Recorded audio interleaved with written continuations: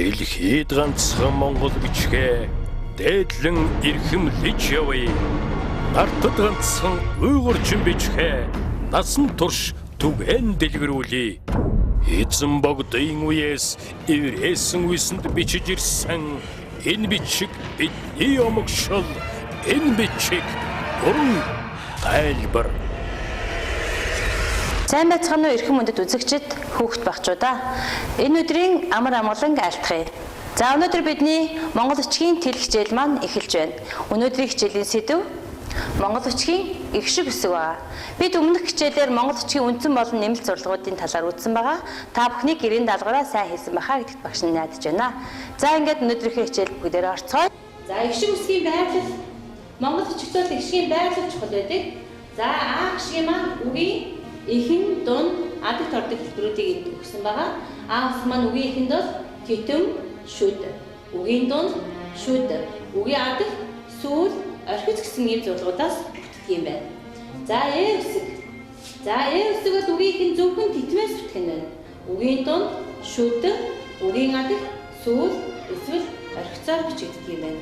За энэ үгийн адагт яагаад орхиц, сүүл хоёр янзын зурлаг байна вэ гэвэл орхиц бол өмнөх хүүхдтэйгээ энэ А үсэг маань хамт бичигдэж байгаа тохиолдолд бол өмнөх хүүхдэд хамт бичсэн тохиолдолд сүүлээр бичдэг юм байна. А өмнөх үгнээс нь садан бичигдэх тохиолдолд бол орхицоор бичигддэг юм байна. Энэ хоёр нь байрлалаараа утга ялгаж бичигддэг гэж ойлгож байна.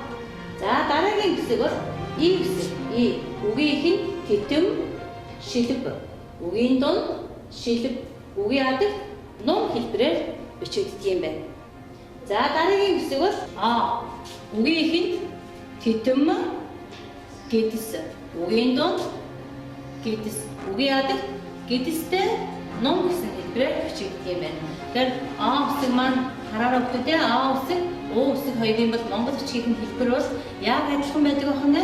Үгийн эхэнд хоёулаа А, О хоёр их шиг маань хоёулаа тэтэм, гэдэс, үгийн дунд, гэдэс, үгийн адагт гэдэстэй ном гэсэн байдлаар бичигдэх нь байна. За тэгвэл дараагийн хоёр их шиг байна. Өө, Ү хоёр.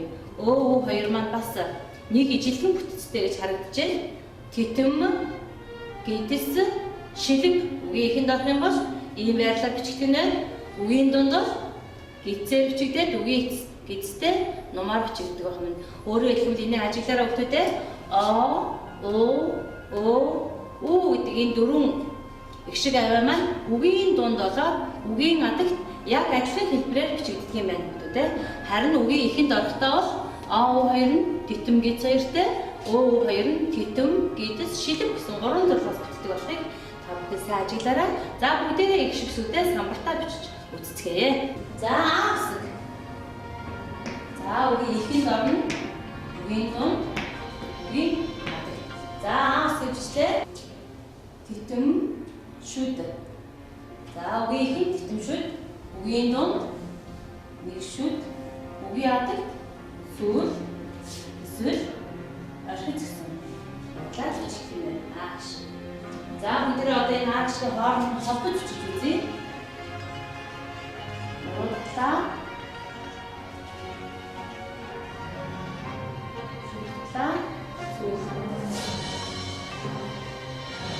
За юм.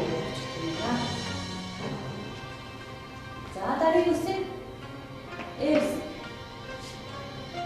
Тэтэм, шүд, сүүл, орхиц. Тэтэм, шүд, сүүл, орхиц. За одоо холбож бичиж үзье.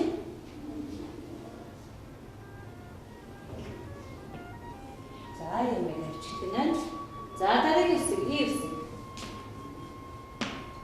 Тэтэм, шилэг, үгийн дунд, шилэг, үгийн адагт ном. За холбож үзье.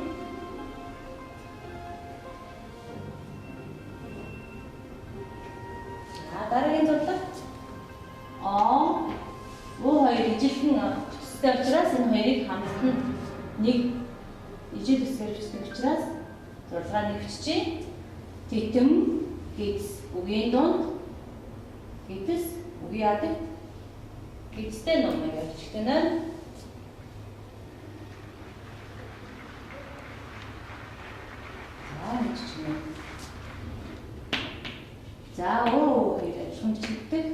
титэм гэдэс шилэг. За хоёр дээр нэг зүйлийг анхаарах хэрэгтэй хүмүүстэй түрүүчийн слайд дээр тавьж байгаагүй. За маань мэ гэж бичигдэх шиг нэгдүгээр үед гимлэгчийн арга орох юм шилэгтэй арга болох нь. За түүнээс хойш тохиолдохдоо бол гэдэс үгийн хадгалт бол гэдэстэй ногоо бичигдэх юм. Өөрөөр хэлбэл үгийн нэгдүгээр үед гимлэгчийн арга орох тохиолдолд шилэгтэй бичигдэх юм байна гэж ойлгох хэрэгтэй. За энийг бүгдээрээ төвчөртэй сайн тэмдэглээд аваарай. Энэ бол нэгдүгээр үед бол шилэгтэй бичигдэх юм байна гэж харах хэрэгтэй байна. За бүгдээрээ үгээр бичиж үзье.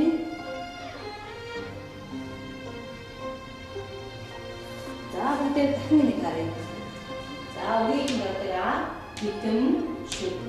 Үгийн донд дан шүд үгийн ард сүүл архиссэн. Эвс үгийн титэм үгийн донд шүд үгийн ард сүүл архиссэн. Эвс үгийн титэм шилэг.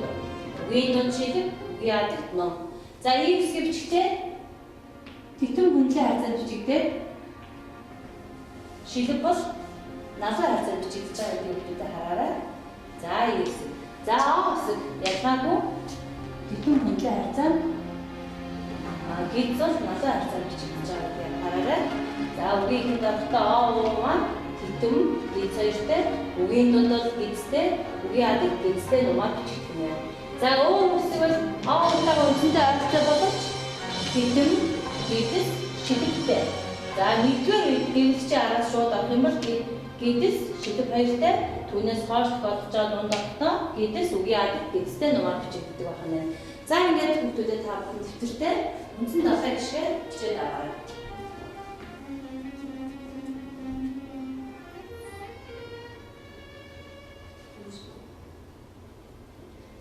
За бүгдээрээ энэ слайдн дээр одоо харъя. Игшин үсэг маань үгэнд хэрхэн яаж орсон байгааг энэ багш нь өнгөөр ялгсан байна. За өөрөөр хэлбэл энэ улаан өнгөөр ялгсан байгаа нь бол үгийн ихэнд ордог хэлбэрүүд байна. Энэ цэгэр өнгөөр ялгсан байгаа игшин үсэг маань үгийн дунд хэрхэн яаж орсон байна. Ногоон өнгөөр бичигдсэн байгаа нь үгийн адагт орж байгаа хэлбэр байна гэж харах хэрэгтэй. За нэгдүгээр үгэнд бол тэр титэм гэц хоёр харагдаж байна. Титэм гэц хоёр маань үгийн ихэнд орсон үгийн хэлбэр байна. За үгийн хоёрдугаар үед дахин нэг гэц харагдаж байна. Энэ бол үгийн дунд орсон үгийн хэлбэр байна. Өөрөөр хэлбэл энэ үг удам гэдэг үг байна. Нэгдүгээр үед нь хоёрдугаар үеийн гişиг бол бас гişиг байна.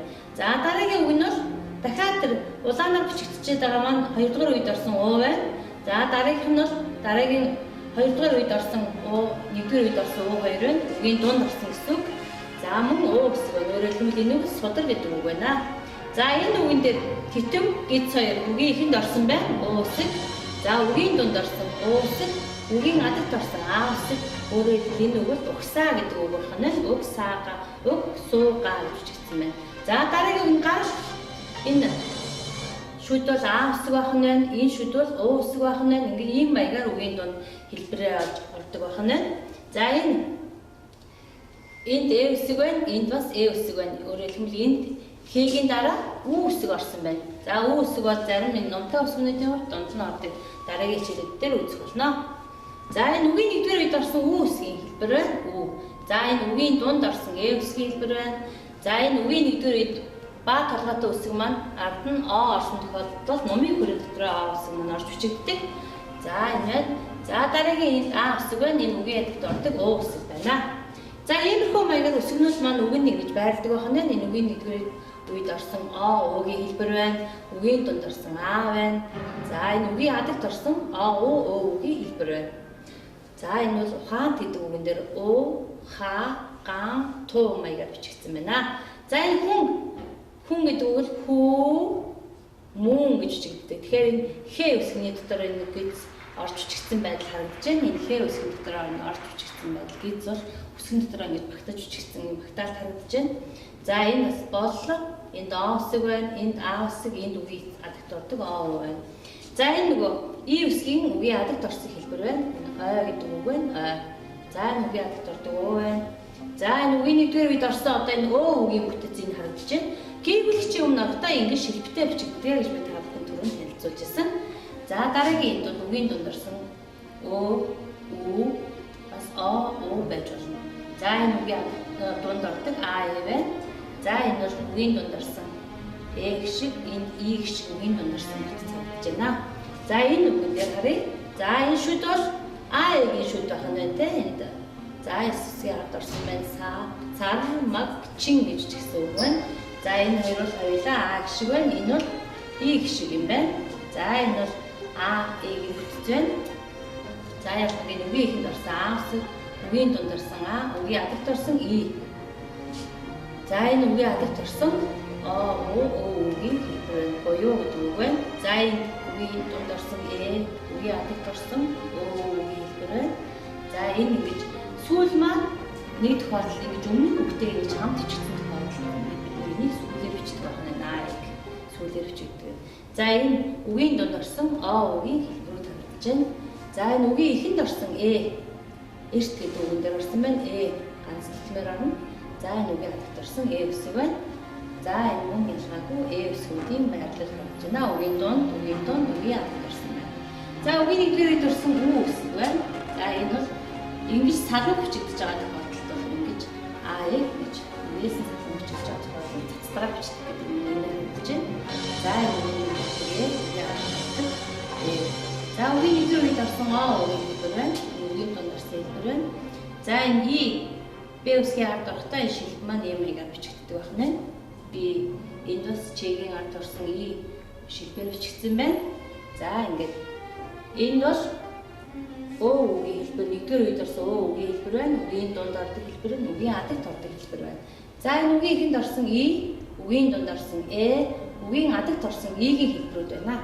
Инхээр монгол бичгийн маань ихэн дунд адагт гэж бичигдэж байгаа энэ үсгийн онцлогууд бол үгэнд орохдоо ингэ хэрхэн яаж холбогдож бичдэг вэ гэдгийг энэ слайдын дээрээс бүгдээрээ харцгаалаа. За бүгдээрээ тэрхүү 7 гişгээ сайтар давтаад дараагийн хичээлд ирэхдээ энэ үсгүүдээ сайн тогтоосон байгаарай гэдгийг хүсье. За өнөөдрийн хичээлээр бид нэр их шиг үндсэн 7 гişгийг хэрхэн яаж бичих тухай үздэхээлээ. Тэгэхээр багш нь самбарт энэ ихэн дунд адагт ордгоорны салгаж бичээд мөн та нэр тэгш сайхан цэг бичүүлэхийн тулд нуруугаар холбож бичсэн байгаа. Гэрийн даалгавар та бүхэн их шиг үсэг болгоныгоо салан болон энэ нийлэг хэлбэрээр нь бичиж үзээрэй. Ингээд та бүхэн гэрийн даалгаврын амжилттай саягаа дараагийн хичээлдээ амжилттай оролцоорой. За өнөөдрийн хичээл дуслаа, баяртай. Дэлхийд ганцхан Монгол бичгээ дээдлэн эрхэмлэж явъя. Нартад ганцхан уйгурчин бичгээ насан турш түгээн дэлгэрүүлье. Эзэн богдын үеэс эврээсэн үсэнд бичиж ирсэн энэ бичиг бидний омогшол, энэ бичиг бүрэн тайлбар.